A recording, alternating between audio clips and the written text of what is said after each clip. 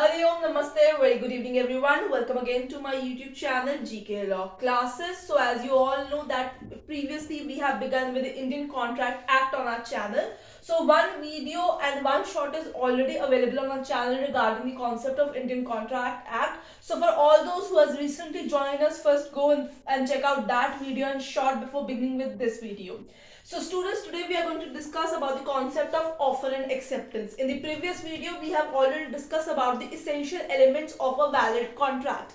And the very first element was the free consent of the parties. So before heading toward the concept of free consent, first we need to understand the parties, who offers and who accepts. So we need to understand the main concepts under the heading of offer and acceptance. So let's begin the video. सबसे पहले आप एक register maintain कर लीजिए जिन्होंने अब तक register नहीं मेंटेन किया, बिकॉज रिवीजन तभी होगी जब आप रजिस्टर मेंटेन करके उसमें सारे पॉइंट्स पेन डाउन करेंगे. सो इसके अंदर भी बहुत सारे केस लॉज ऑलरेडी आते हैं इंडियन कॉन्ट्रैक्ट के अंदर as similar to law of torts also. So इसके अंदर भी बहुत सारे केस लॉज आएंगे. कुछ का मैं नाम आपको लिख के बोर्ड पे दिखा दूंगी और कुछ को मैं वर्बली ही आपको बता दूंगी. So you need to make sure कि आप वीडियो को टाइम बाय टाइम पॉज करके जो है पेन डाउन करते रहे केस लॉज को.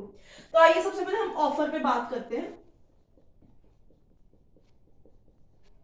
ठीक है, offer is an English law term. India के अंदर under section 2A of, now ICA means Indian Contract Act. In the whole video, if I pen down on the board ICA, that means Indian Contract Act. You need not to forget this point. ठीक है, so under section 2A of ICA, the word offer is not used, rather we use the word proposal. ठीक है, it's an English law word. Whereas ये जो word है आपका proposal, ये Indian contract act के अंदर यानी पर्टिकुलर हमारे इंडियन एक्ट के अंदर ये वर्ड यूज किया जाता है. बट सिनोनिमसली हम ये दोनों ही वर्ड्स को यूज करते हैं. There is nothing wrong on pointing out proposal और offer, both are the same in that context. So in the previous video I have already told you how and promise becomes agreement, agreement becomes a contract. So there has to be two parties. So now the proposal is what? Proposal is kind of a thing which one party is actually sent to another party seeking his permission to do or abstain from doing that particular act. So proposal आपका जो है offer है एक तरीके की कि आप चाहते हो कि सामने वाली पार्टी ये सर्टन चीज जो आप एक्सपेक्ट कर रहे हो वो करे या ना करे. ठीक है students, so you need to understand this कि यहाँ पे हम प्रपोजल वर्ड को यूटिलाइज करते हैं. Now one thing is very important, that offer and invitation to offer और इनविटेशन टू ट्रीट, प्रपोजल और invitation to treat are different. How they are different, now we are going to first see that. ठीक है, offer में क्या होता है, सारे terms and conditions clear होते हैं आपके पास. बट इनविटेशन टू ट्रीट और इनविटेशन टू ऑफर जो होता है ये आपका एक तरीके से जनरल ऑफर होता है, टू अ लार्जर पब्लिक होता है. ये आपका प्रॉमिस इंस्टेंट अग्रीमेंट क्रिएट नहीं करता है. जैसे अगर आप फॉर से कर सकते हैं, एग्जाम्पल ले सकते हैं इनविटेशन टू ट्रीट के लिए ऑक्शन का. ठीक है, नाउ एवरीबडी, ठीक है, जिसका मन होता है एक सर्टेन प्रॉपर्टी खरीदने का, so he will go to the auction so decided by the bank on particular date. वहां पे जाके वो ऑक्शन में बिड लगाता है. अब आगे जो ऑक्शन करा रही है पार्टी उसकी मर्जी होगी वो किसका बिड एक्सेप्ट करेगा. So that particular auction is treated as invitation to treat और इनविटेशन टू ऑफर. उन्होंने ऑफर जरूर रखा अपनी चीज बेचने का, but they will see who will give the highest bid, जिसकी जो बिड होगी उसी को ही मतलब जो है ए पार्टी यानी ऑफरर जो है एक्सेप्ट करेगा. And then only that auction would become into an agreement versus contract. So you need to understand this thing very particularly under the concept of offer.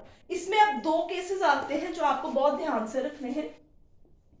एक का नाम मैं यहां लिखूंगी आपके लिए, हैरिस वर्सेस निकर्सन. एक केस ये है. दूसरा केस भी बहुत इंपॉर्टेंट है जो बार बार आपसे बहुत सारे कॉम्पिटिटिव एग्जाम्स में पूछा जाता है, वो है pharmaceutical society of Great Britain versus Boots cash chemist and limited. ये आपका इनविटेशन टू ट्रीट का एक बहुत ही इंपॉर्टेंट केस है. मैं यहां पे थोड़ा सा नाम लिखती हूं इसका, pharmaceutical society of Great Britain case, ठीक है। इसकी वर्सेस जो है वो बूट्स कैश केमिस्ट लिमिटेड है इसकी वर्सेस, ठीक है। इसी के तरीके से इसके अंदर एक और केस भी आता है जो आपको ध्यान रखना होगा। So this pharmaceutical society of Great Britain versus Boots cash chemist limited invitation to trade का केस है, इनविटेशन टू ऑफर का केस है आपके पास। इसके अलावा एक और केस आता है इसके अंदर, ठीक है, वो है आपके पास हार्वी वर्सेस फेसी।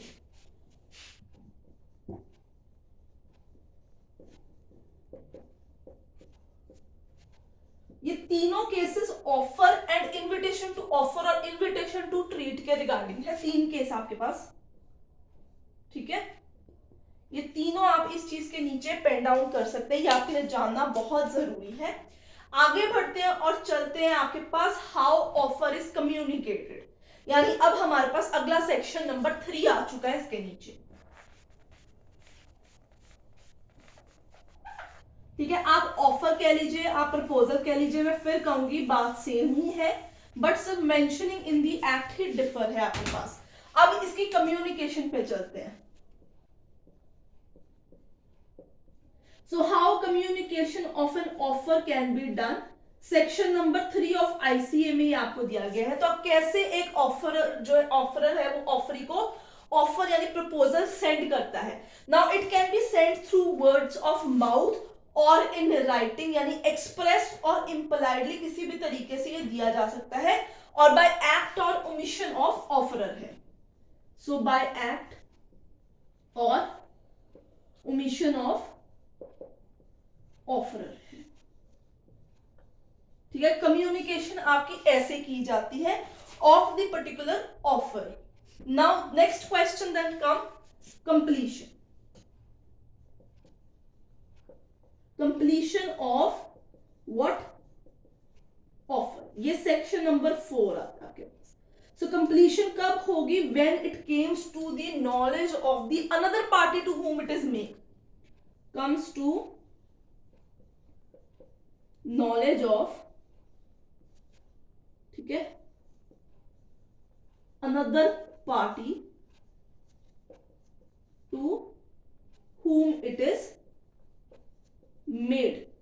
जैसे मैंने उस दिन की वीडियो में भी एग्जाम्पल लिया था कि ए बी से उसका घोड़ा खरीदना चाहता है फॉर 25,000 रुपीज, तो कंप्लीशन ऑफ ऑफर कब होगी under section 4, when it will reach to the notice, when it will bring to the notice of party number B that A wants to purchase his horse for 25,000 rupees, ठीक है। So come knowledge another party, यानी जिसके लिए वो offer बनाया गया है उसकी नॉलेज में जो है वो ऑफर आ जाएगा, then that particular offer will be completed under section number 4।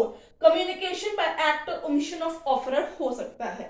अब बेसिकली प्रपोजल और ऑफर के अंदर कोई पर्टिकुलर डेफिनेशन नहीं दी गई है, ये बस यही चीज इतनी बताई गई है कि that he wanted another party to do an act और to forbid from performing that particular act, बस वो यही चाहता, either forbearance और the doing of the particular act, यही उसके अंदर चीज मेंशन की गई है।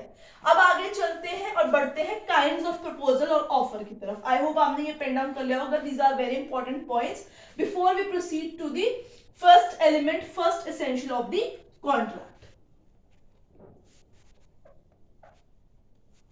सो let's just check it out कि हमारे पास कौन से हैं।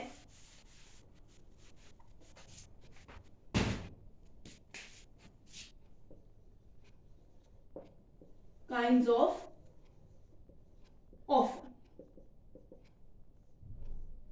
ठीक है। इन दी पर्टिकुलर एक्ट यानी इंडियन कॉन्ट्रैक्ट एक्ट जो है, सबसे पहले हम उसमें देखते हैं कौन से काइंड हमें दिए गए हैं। सो अंडर सेक्शन 9, ठीक है, अंडर सेक्शन 9 U/S माने अंडर सेक्शन 9, जिसे नहीं पता पूरा लिखता जाता है, प्लीज वो इस तरीके से भी लिख सकता है। हमारे पास दो होते हैं, express offer, implied offer. Express माने जो वर्ड ऑफ माउथ या बाय वर्ड्स ऑफ राइटिंग जो है आप जो है सामने वाली पार्टी तक पहुंचाते हैं। अगर वर्ड ऑफ माउथ या राइटिंग के अलावा किसी और मीन से आप ऑफर भेजेंगे तो वो इंप्लाइड ऑफर की कैटेगरी में आ जाएगा।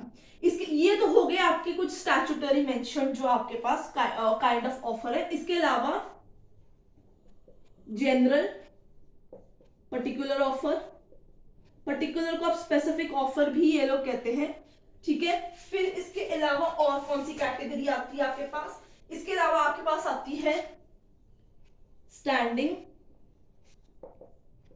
ओपन और continuous offer. Students I hope आपको समझ में आ रहा हो। इसमें एक केस लॉ आता है, इसको भी पेन डाउन कीजिएगा। ये एक ही केस आता है जो काइंड्स ऑफ ऑफर में फॉल कराते हैं, ठीक है। वो आता है आपके पास Carlill versus Carbolic Smoke Ball, Carbolic Smoke Ball Company, ये केस का नाम है जो काइंड ऑफ ऑफर में आपके पास आती है। So you need to mention those case laws. मैं आपको टाइमली बता रही हूँ, मैं कोशिश करूंगी जल्दी एक शॉर्ट भी लेके आऊं जिसके अंदर मैं आपको सारे केस लॉज जो है वो मेंशन करूं। अब स्टूडेंट सेक्शन 2A आपने देख लिया है, प्रपोजल है। 2B आता है एक्सेप्टेंस। सो एक्सेप्टेंस माने जब प्रपोजल जो है टू प्रपोजरी से इससे ऑफरर से ऑफरी को भेजा जाएगा तो उसे हम 2B में कहते हैं एक्सेप्टेंस, ठीक है। I am trying to keep short this video. अगर आपको ये पसंद आ रही है तो फटाफट से लाइक शेयर कर दीजिए और चैनल को सब्सक्राइब करना भूलेगा मत। It is very important aspect for us to know कि आपको हमारी वीडियो पसंद आ रही है। तो चलिए स्टूडेंट्स फटाफट से इस टॉपिक को वाइंड अप करते हैं। 2B पे चलते हैं, एक्सेप्टेंस की ओर। एक्सेप्टेंस यानी जो प्रपोजल सेंड किया गया है उसे ऑपोजिट पार्टी जो है एक्सेप्ट कर लेती है, उसे हम एक्सेप्टेंस कहते हैं। So when a proposal is assented by offeree it results in an agreement. So acceptance किसने करनी है? ऑफररी, ठीक है। सेक्शन 2B में आपने ये चीज मेंशन करनी है। So what will be the effect of acceptance? अगर उसने एक्सेप्ट कर दिया, it is what a lighted match is to train of gun powder. अगर एक बार एक्सेप्टेंस हो गई फिर आप पीछे नहीं मुड़ सकते क्योंकि वादा बन जाएगा, और जब वादा बन जाएगा तो आपका कॉन्ट्रैक्ट भी बन जाएगा। सबसे पहले इसमें चीज याद रखनी है, इट मस्ट बी कम्युनिकेटेड, ठीक है। It is very important point कि आपने अगर एक्सेप्ट कर लिया है, it has to be communicated, it has to be absolute and unqualified. Students ये पॉइंट लिख लीजिए, these are the key points of acceptance. One, acceptance has to be done, these has to be followed, made in a reasonable manner,